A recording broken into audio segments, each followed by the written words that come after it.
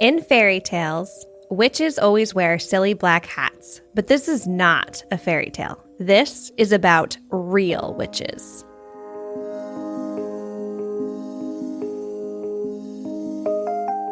So, Amanda. Dayelle, we're back with the season of the witch, and this one is like the OG witch story. Yeah, truly. It really is. It's like the classic. It's kind of like the intro to scary, like the scary realm for kids. For sure. In the book world. We're obviously doing Roald Dahl's The Witches. Yep. I feel like everybody not only has read this book, but it was read to them by a teacher or a parent who did the voices. And I specifically remember Mrs. Lucchetti, shout out to you, 4th grade, reading this to the class. And she did the best voices, especially the High Witch with the Russian accent. The Grand High Witch. The Grand High Witch. And it was, I don't know, it was like one of those books that even now, rereading it for this, it's a little scary for little kids. It really is.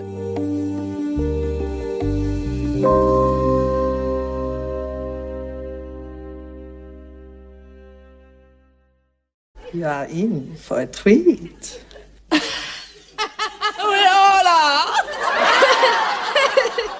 Obviously, we're going to dive right into like the multiple movies and stuff that they have so many thus made. But the book itself is probably the scariest version. And I love the fact that obviously the author, he kind of has a darker side when he writes books. Like all of his books have a very like... They've got an undertone. He definitely reminds me of, who's the director who does all of the Johnny Depp movies, like that same kind of feel, like the Corpse Bride. Yes, and, Nightmare Before Christmas. Yeah. Tim Burton. Like God. He has like, you know, maybe before, obviously he's older than Tim Burton. I think he is, or was. Well, I think he's dead. He is dead. He is very dead. Very dead. But he has like a very like similar, like kind of dark, but yet there's like there's always like a good moral to the story. There's like a purpose for the darkness. There's, you know, the characters always have such grit and such like, they're just really good characters in all of his books. And they're real, right? Yeah. So they're not sugar-coated. They're not Disney-ified, as like you've said, like with a lot of your like The Little Mermaid and Peter Pan, when we did that one, they were very Disney-ified.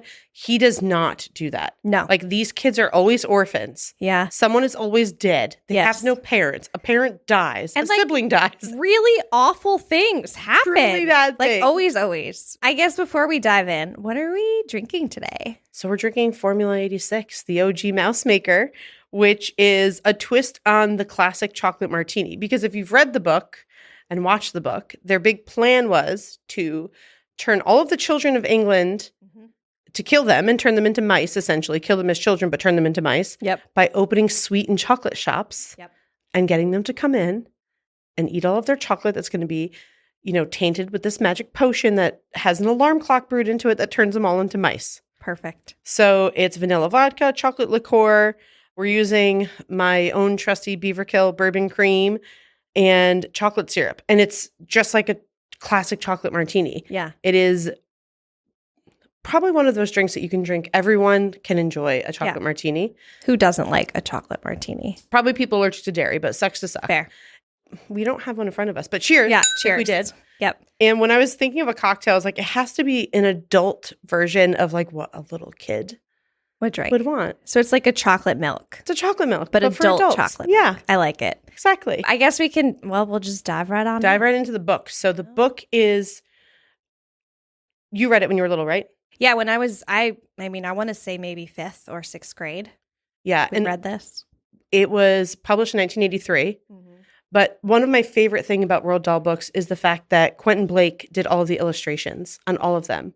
So that really like, almost like a notch up from stick figures, right? Yeah. It was like very pointed, very sketchy. And it's so reminiscent of all of the Roald Dahl books. They're so true. And they have like a grit. There's like a it's so true. They're like, they're not a very, again, I feel like we'll probably go back and forth to this quite often, but it's not Disney. It's not cute. It's not, but like it gets the point across, and it also like it's a little bit scary. Like the images in the little witches. bit. Oh my God, it's terrifying. They're creepy. I can't imagine reading this to like a 7 or 8-year-old kid. True. Ever. I know. Well, okay, so I guess let's back up a little bit and give a little bit of a synopsis of what this book is. So the book is a dark fantasy, and the story is set partly in Norway and partly in England. And it features the experiences of a young English boy and his Norwegian grandmother in a world where child-hating societies of witches secretly exist in every country. And so obviously, that's incredible plot. Like, what does that even, good. It's like so good. It really, it's kind of a tragic story in the beginning because you start out with this little boy who loses both of his parents.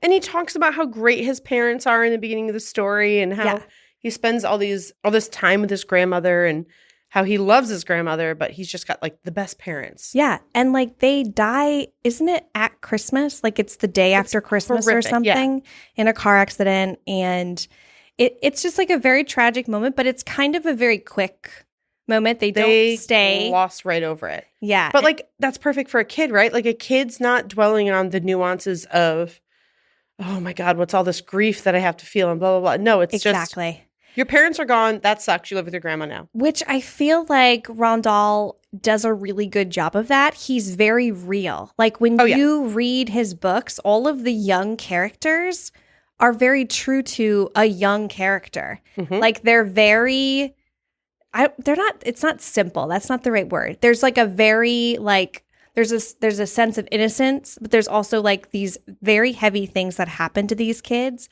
yet they're kids. So like all they're worried about is where they're going to get food and where they're going to sleep at night and like who's going to take care of me. Okay, in this situation it's grandma.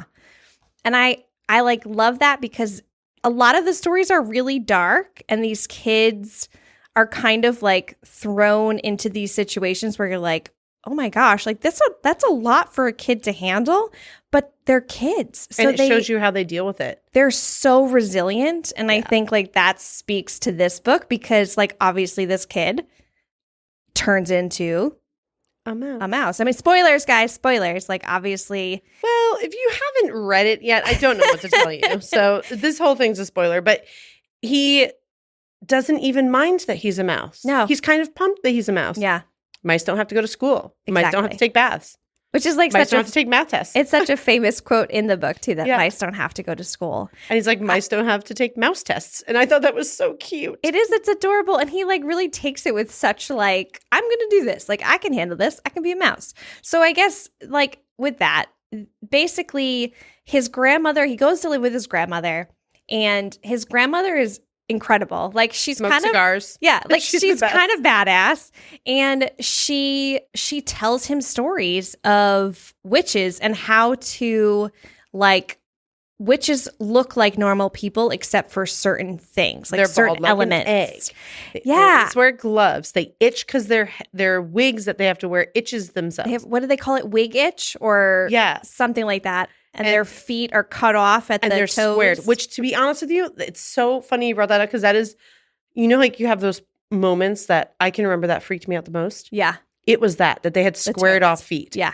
No toes, and it was just a complete square. And I don't know why, but that freaked me out so badly. So it's like really uncomfortable. Also, how do they stand? Don't you need your toes? Well, she said that, they just squeeze into fashionable pointy shoes. Yeah. So they look like no one else. knows any difference. And they wear gloves always wear long. Gloves. Long gloves.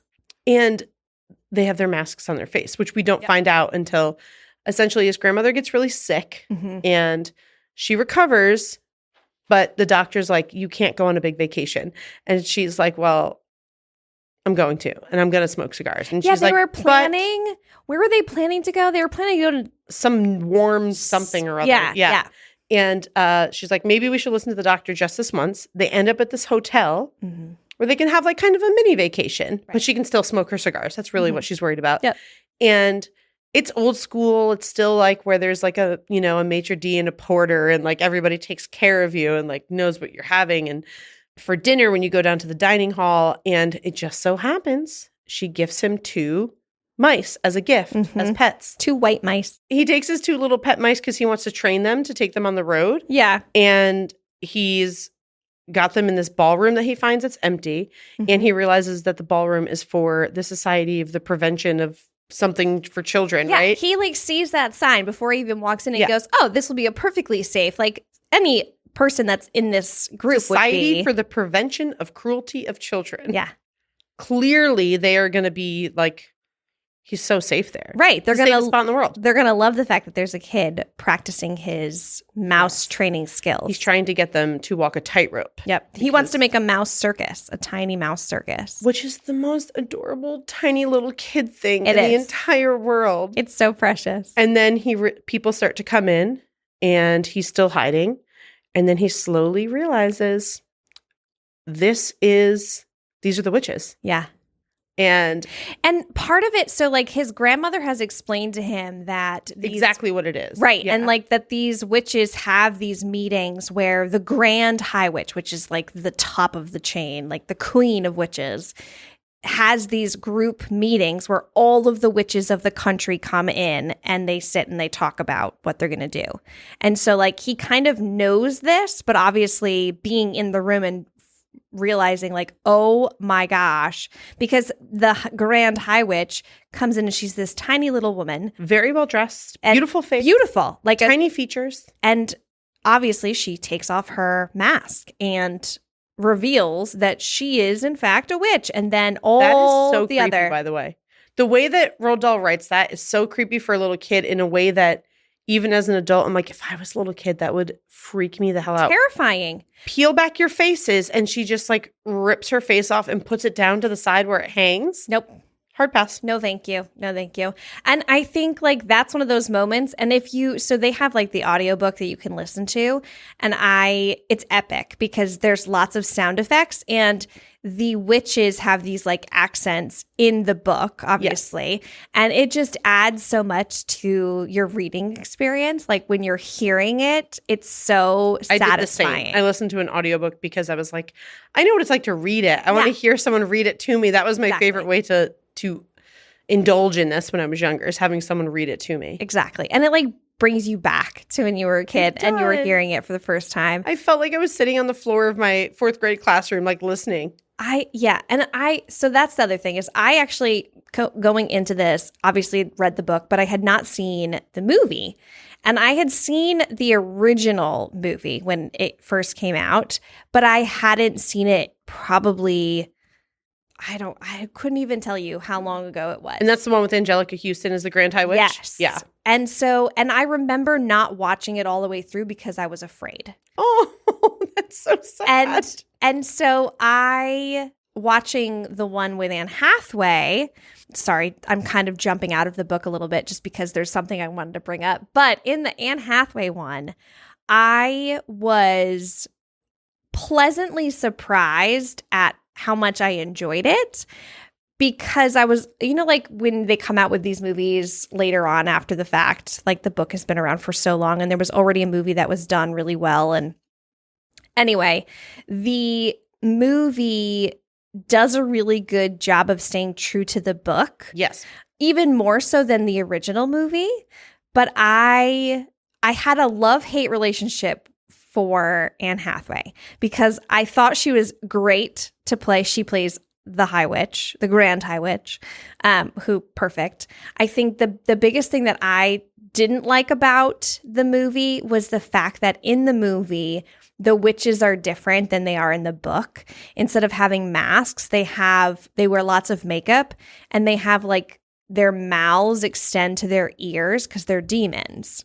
And so you see these scars on their faces and it just like was a little bit off-putting because I love the fact that you cannot tell a witch. Same. I thought the exact same thing. And so like, sorry, I had to bring it up because it was a moment of like when he's discovering them, like in the book, when he's in the room and he's hiding behind the screen, they cannot see him, but he's seeing all this stuff. And I'm just thinking to myself, like, if the witches from the movie walked in, as soon as I saw them, I would know that they were witches because like clearly they look like witches. You can see their scars. It's like the Joker movie. Exactly. That's what it feels like. And so, but then like obviously as the movie continues and you see why, like the scars are very visible, like the super creepy mouth that she has when she lets her real witch come out is terrifying, but I still loved the way the original movie, I mean, that like straight up terrified me as a child. I think it terrified everyone. Well, I didn't know this, but Jim Henson did all of the, like the witch's face and the mice. That was all him. That makes me love it even more. And it was one of the last things he worked on before he... In the original version. Yes. Yeah. Is that incredible? I love that. I didn't know that, and I was doing like a little research, and I was like, wait a second. And the other really interesting thing that I discovered was in the original movie, like the first movie that came out after the book, the ending is different. So in the book, obviously, the boy who, his name is Luke, I'm pretty sure. The little boy's name? He's unnamed in the book and the original movie. Yeah. But in the 2020 version, it's Luke different. Or something. Yeah. So he, in the book, he stays a mouse. And like obviously the ending comes and you kind of, we'll get into more of that. But he stays a mouse. And he goes on doing things with his grandmother and all this stuff. But in the movie, they have him turn back into a boy by a reformed witch. And here's the fun fact that I discovered. Apparently, before Roald Dahl's death, he had seen the movie and he hated the fact that they had changed his ending because he said that it changes the point of the story, because like the whole concept is that it doesn't matter who you are on the outside, it only matters who you are on the inside, and like this whole like self-discovery and all this stuff. And I was like, oh, that makes me love the book so much more.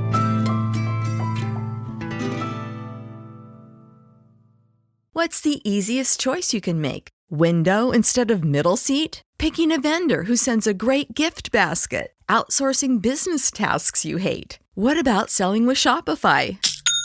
Whether you're selling a little or a lot, Shopify helps you do your thing, however you cha-ching. Shopify is the global commerce platform that helps you sell at every stage of your business. From the launch your online shop stage to the first real-life store stage, all the way to the did we just hit 1 million orders stage. Shopify's there to help you grow. Whether you're selling scented soap or offering outdoor outfits, Shopify helps you sell. Wherever and whatever you're selling, Shopify's got you covered. Sign up for a $1 per month trial period at shopify.com/try. Go to shopify.com/try now to grow your business, no matter what stage you're in. Shopify.com/try.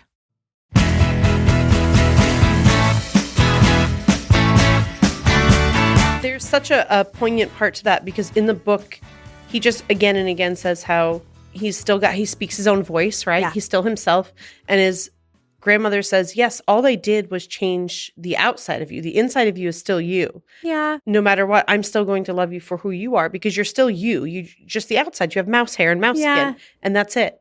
And I think that that's one of Roald Dahl's teachings, and I know that he's been problematic, and we've found a lot of racism and homophobia and misogyny in his writings, but in a grander scheme, he's definitely, every story has a little bit of a tale to tell and a little lesson to be learned, and I agree with him. I hated that they changed that, because at the end of the book, he has this plan with his grandmother, and there's this really beautiful moment where he says, I forget to ask you, how long do mice live? And she says, unfortunately, I've been, hoping you wouldn't ask me that, but they don't live very long. Yeah. And he's like, that's okay, because that means I won't have to live without you, and I wouldn't want someone else to be taking care of me. So there's this really beautiful moment there where he teaches children about mortality and about how, it's fleeting, but that's okay. Live the life that you have. And they decide to go to this castle where the new Grand High Witch is, which happens to be in Norway. And they've gone back to Norway, and their big plan is to go in, change all of the witches to mice. And then he says, and here's our new plan, because we don't want a bunch of mice running around that are evil witches. We're going to get cats, and they're going to eat all the mice. And she's like, that's a great idea. And it's just, I love the way that the book ends. And I was pretty bummed about that, honestly. Well, it's funny because, again, I think as an adult, I saw it differently because as a kid, like I couldn't sit through the Of course. movie. And then seeing the new movie with Anne Hathaway, like I appreciated the fact that they stayed true to the book. Obviously, there's some other things that they changed, but I think it also came with the time. Like maybe they made it a little more practical. It was at the more time. modern. Yeah. And like they add a character like the in Anne Hathaway, the movie with Anne Hathaway, there's another character with the mice. Like in the book, it's the little boy and this other little boy, Bruno, who never stops eating. And then in the movie, there's also a mouse called Daisy, which is the pet mouse. But it turns out that she's also a kid that was turned into a mouse. And it's the voice is, oh my gosh, she's like a famous Broadway star. She's blonde hair. She's Kristen Chenoweth. Yeah. Yeah. And it's hilarious because I'm like, that's not a kid's voice. And she's supposed to be a kid. And she was only changed like a couple of weeks or whatever before he was given the mouse. William and Mary, by the way, guys. It's William and Mary. William and Mary. And so I just like, I liked that little ad. I thought that was very cute. So in the book, right, Grandma does she have a heart attack in the book? Something in the book, happens. She has pneumonia. Okay. So in the these are two things. So obviously we're going to talk about the movie, and I'm talking about the Anne Hathaway movie and the book. Two things that I picked up on that were very different than the book was the fact that the grandmother has a firsthand experience with the Grand High Witch when she's a child. One of her very good friends is disappeared by the witch. Obviously, the grandmother was not, so she lives on, goes about her way. She just knows about witches.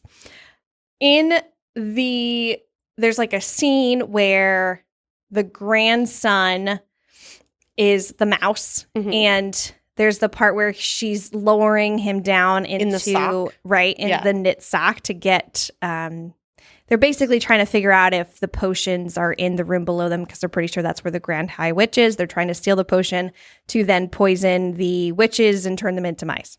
So he's being lowered down, and the Grand High Witch, who is Anne Hathaway, is on the balcony. And she grabs onto the sock, and she looks up, and she sees the woman.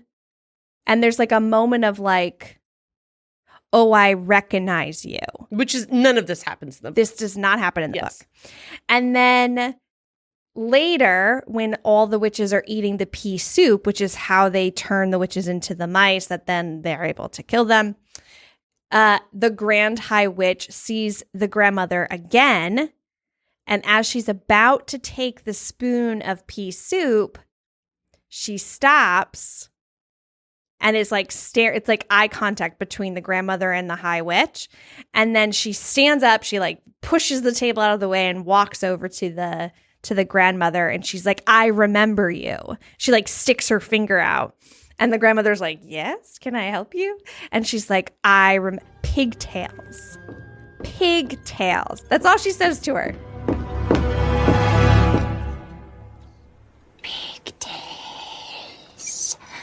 I'm sorry? Pigtails. You wore pigtails.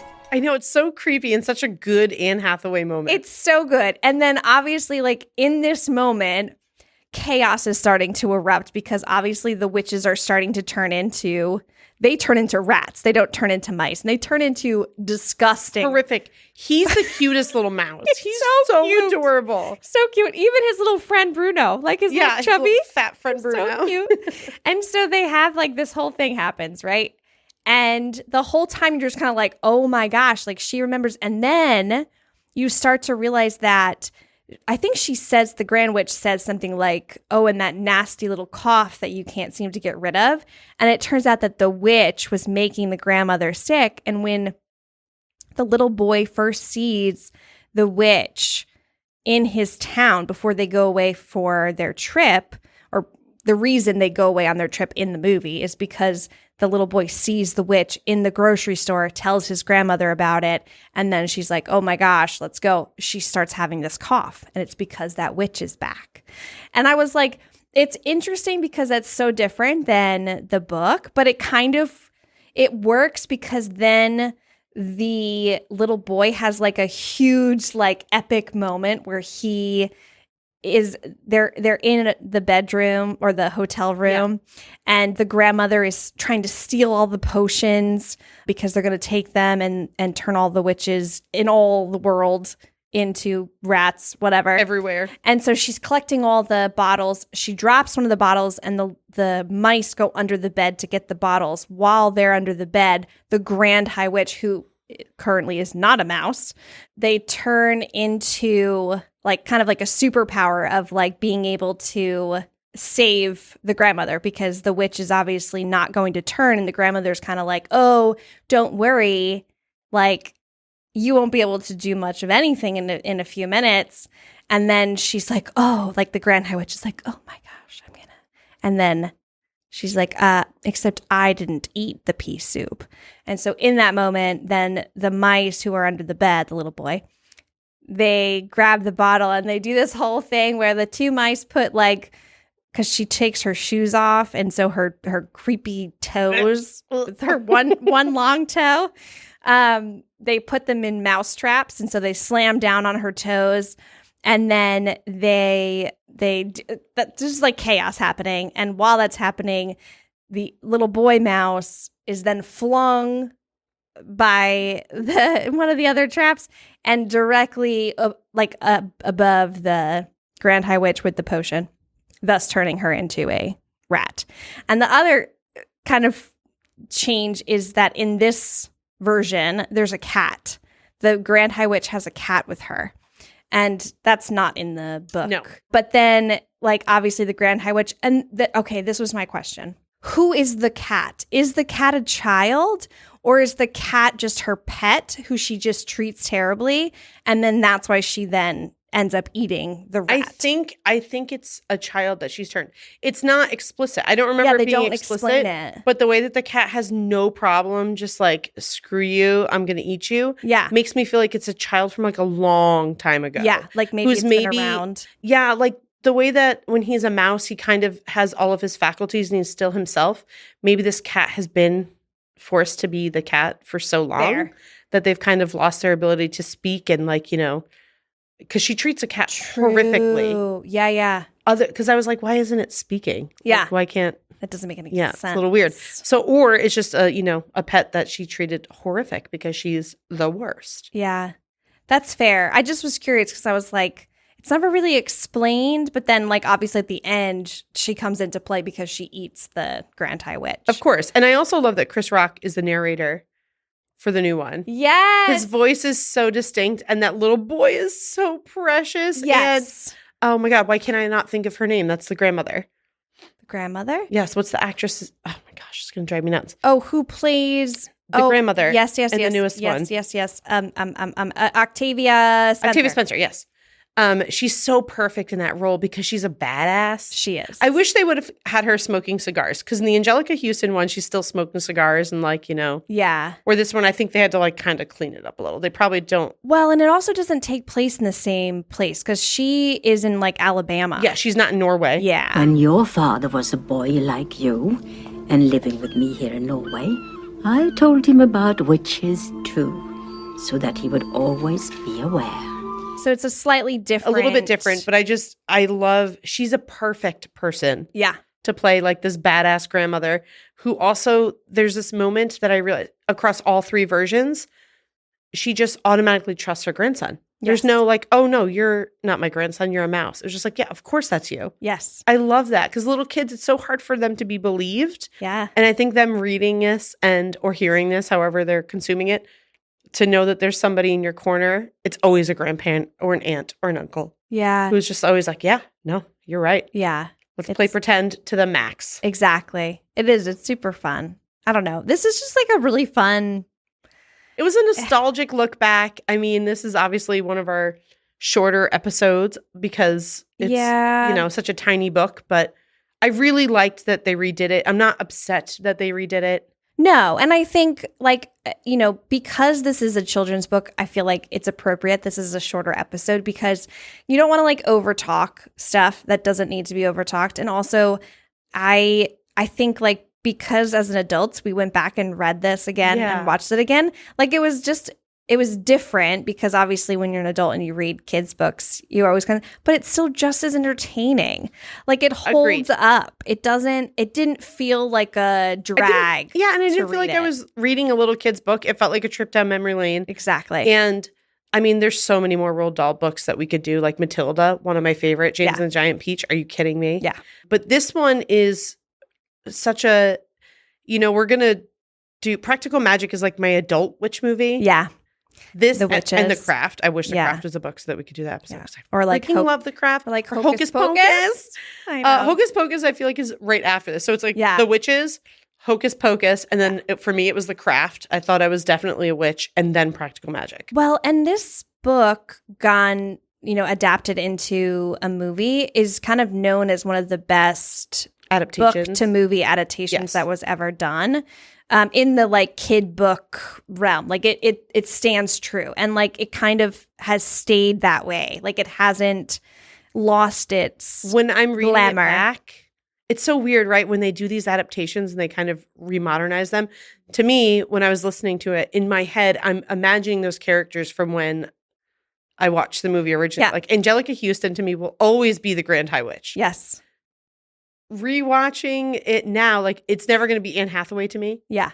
Fair. But I can see Octavia Spencer being the grandmother in my brain. Yeah. You know what I'm saying? It's so weird. Yeah. Where I love that there's going to be a whole new version of little kids who have found this movie and get to listen to the book and read the books. All right. So what would you watch? This is a both for me. This is a both all three. Normally I would say read it and watch this version or watch it, but definitely read it. But also kind of a weird answer here. Listen to it. I know I've said it a couple times. Yeah. Listen to it. Or if you're a parent out there or an aunt and uncle, whatever it is, read this to your kids, but do the voices. Yes. I can't even tell you, this is one of those books that has stuck with me my entire life because of the voices that the person that read it to me did. I agree. It's so fun. 100%. I would watch it all three.